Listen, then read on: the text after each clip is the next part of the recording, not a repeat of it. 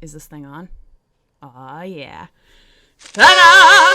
Surprise, bitches! We're doing video mechanics threads now. Wait. Video mechanics videos. Mechanics videos. Yes, that one. Off to a great start. Good job blowing the intro.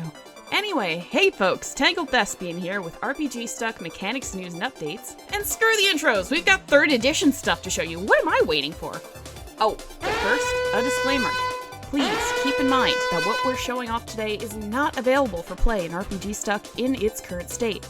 Aside from the bit where, you know, it's for an edition that isn't out yet, even if you wanted to adopt some of these for your own 2e games, because you're impatient little monkeys, a lot of you, what we've got is subject to changes. At the very least, some polishing up.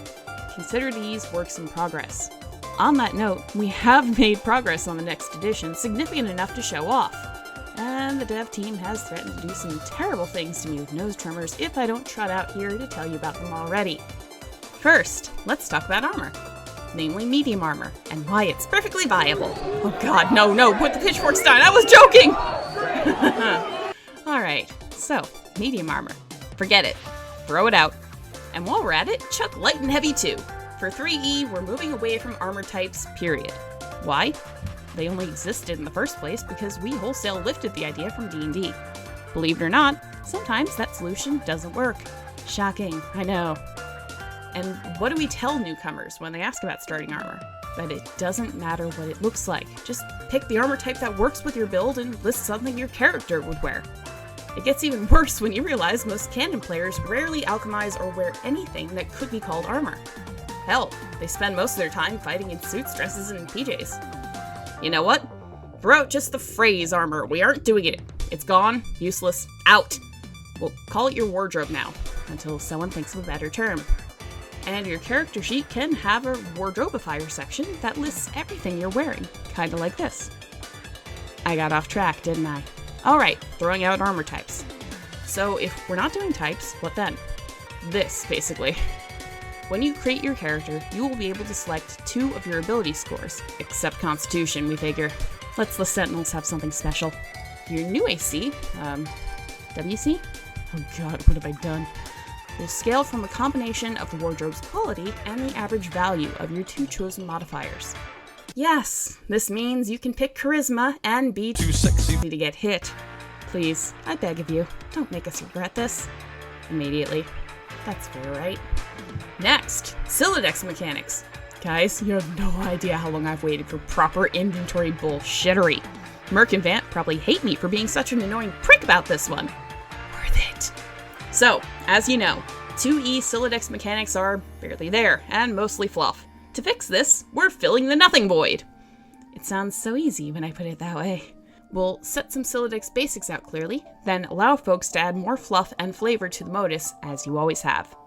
There will be 2 ways to weaponize your specifists: single item launching and full inventory ejection. Both key off your character's wisdom score, plus proficiency, and have a standard range of 30 feet. And launch items dealing 1d4 damage. Can your DM up the damage or add an effect if it makes sense in context? Of course they can, but we're talking about the foundational mechanics. A single item launch is a minor action against a designated target in range. A full-on inventory ejection is a beautiful, chaotic mess of a major action. All items are launched from your Sylladex, prompting you to make a single attack roll for every card. Told you it was chaos. All targets in range may be struck up to 3 times, but be wary of launching a full inventory without enough targets. If there are too many items and not enough bodies to catch them, the DM may choose to have those extra items fly at allies, or your surroundings, which could damage something important, like a load-bearing pillar, or even break your stuff. Furthermore, any critical failures will automatically endanger your surroundings or item, based on how the DM reads the circumstances. Plenty of details are still up in the air. We're playing around with some ideas, like how many cards default inventory can hold, which helps us better gauge how strong your average modus is, and some alternate setups you can opt into during character creation, like a larger capacity modus that doesn't weaponize as well, or one that launches single items ridiculously far and fast, but has a smaller size limit. I'm also excited because having concrete rules for how modi work opens the door to a possible Silodex path down the line. But more on that when we have more than vague hopes and dreams. Long story short, we want Eggversion-style Silodex fuckery to be a viable niche build in the next edition, and we're just laying the groundwork. Next, Boondollars. You want them, we're doing them.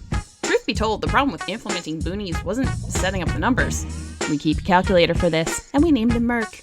At present, we're thinking of mimicking the comic by having your Esh ladder spit out cash when you level up, and making available suggested amounts as rewards for quests from NPCs. It was just, well, what do you spend it on? We didn't have a good enough answer to justify implementing it. Until now, that is. Ladies and gentlemen, may I present to you the first draft of the modular 3E Fraymotif Maker. Yeah, fear is a perfectly normal reaction. The full document is available in the comments section for you to look at your own pace. The first thing to point out, aside from repeating the part where this is a draft, I've mentioned this isn't complete yet, yeah? Is that the monstrosity you see before you is not something players are expected to look at. Think of this as a walkthrough guide for DMs to reference as they guide their players through the confusing discussion of, alright, what the fuck does your Fraymotif do? In 8 simple steps, yes, complete with Act 6 style steps, you can design whatever crazy ideas you've had for Fraymotif from the ground up, including effects created, number of participants and targets, status effects involved, range, damage, summons, cost to use, and so much more, dictated by a scale of power defined by a tier, up to 5. Anything less than this crazy toolbox would mean constraining the imaginations of both players and DMs, and golly, we can't be having that now, can we? As mentioned above, Boondollars are your ticket to ride. Just like the comic, DMs can designate sellers of Fraymotifs. Unlike the comic, you are paying to unlock Fraymotifs, piece by piece. The intention being that, considering how labor-intensive and personalized Fraymotifs are going to be, it's best to allow the players to unlock them, and then begin a conversation with your DM out of character. Figure out what the dang thing does. Now then, here's the catch. You pay to unlock aspects for Fraymotifs, and unlocking multiple allows you to chain aspects together for use, in parties of up to 4 players, be it a solo, a duet, a trio, or a quartet. So long as one player present has unlocked all of the components, the motifs may flow. Can you, as a DM, say, fuck it, I want to sell pre-made Fraymotifs? Sure you can. Just have fun making the entire shop inventory on your own, which your players are afraid to completely ignore. Yeah. Now, you may be wondering what this modular maker can really do, because I haven't broken it down. Kids, if I sat here and described the entire document, we'd be here an hour or more. A lot, guys. The answer is a lot. In fact, we went ahead and tried to rebuild some canon Fraymotifs using these tools, and here's Adagio Redshift, the move we see JD debuts when fighting Beckmar, broken down into a simple damage duet. A buttload of damage against a single target at a decent range, at the cost of a major action, some health from the players, and a cooldown lengthy enough to show you why they weren't spamming this move constantly. Next, you remember that motif John, Rose, and Roxy bust out against the Condescens with the wizard statues and cyclones?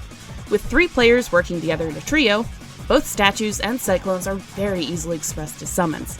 So easily that we can throw the kitchen sink at them in terms of all the potential buffs they negate when attacking their target. Awful handy against a Batter Witch. And my personal favorite Fraymotif, Dave and Terezi's retcon on Dirk after getting pumped full of lead. This duet is a little trickier, but still expressible if made as a support ability, healing the target directly, plus creating a temporary buff against their attacks and resistances. Calling it a healing Fraymotif may sound a little simplistic, but that's the thing. We're only giving you the cold hard math of it. It is then up to you to describe how a healing Fraymotif heals. In this case, Mind and Time are used to select the timeline where the target wasn't turned into Swiss cheese by that last round, and swap them. So canon Fraymotifs are possible, but, and this is the funny thing, these are actually pretty mundane abilities to design. Here's a few original designs we had the boys in the lab whip up. Last Hour Nocturne is about as high octane as you can get, being a tier 5 quartet.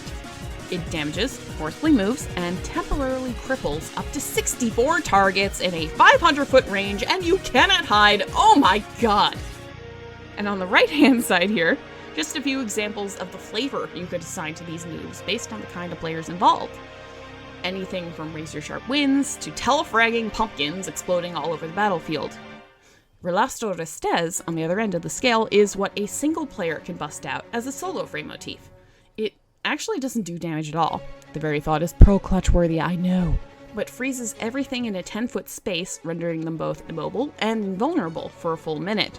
And again, you can find all kinds of ways to justify this, literally encasing the targets in something solid, or halting time in the space, or petrifying the very flesh for the duration. It seems daunting at first, but the sky truly is the limit with this modular toolkit, and we're hoping sessions will use it to create show-stopping spectacles to liven up combat. And hey, why wait? Try it out! Create something cool with your favorite characters, and if you do, share it with us. And make sure they have cool names with musical terms in them, that's mandatory. The more people we have stress testing the toolbox and giving us feedback, the more we can do to fine-tune it before 3E's release. So that's all we've got today, actually. Still plenty to do before the next big project comes out to show you guys. What are we working on? Well... Guys? Guys? Oh man, not again. Anyway, links to anything relevant we've gone over today will be in the description below, as well as links to RPGStuck subreddit and Discord hubs. Got questions? Come say hi. We mostly don't bite. And until next time, this is tangledThespian signing out. I gotta get out of here before Merc finds me.